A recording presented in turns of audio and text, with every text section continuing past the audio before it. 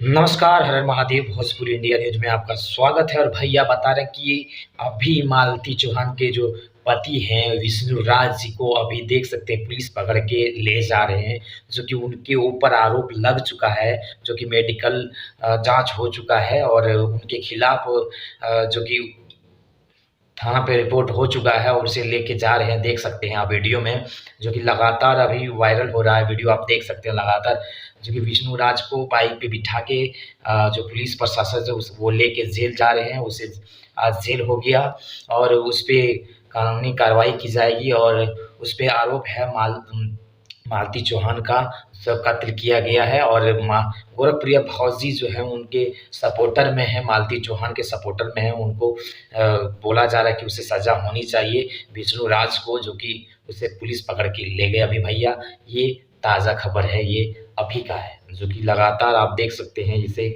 Medical जांच होने के बाद उसे पुलिस पकड़ के ले जा रहे हैं और इस पे कानूनी कार्रवाई की जाएगी।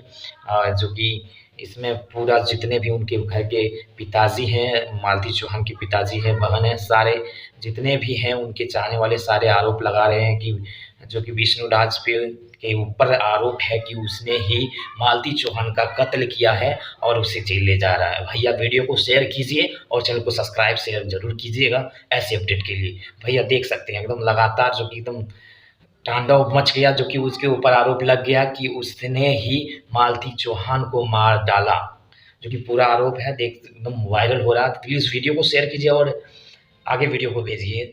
अगले वीडियो में टेंस आई हो। हर महादेव।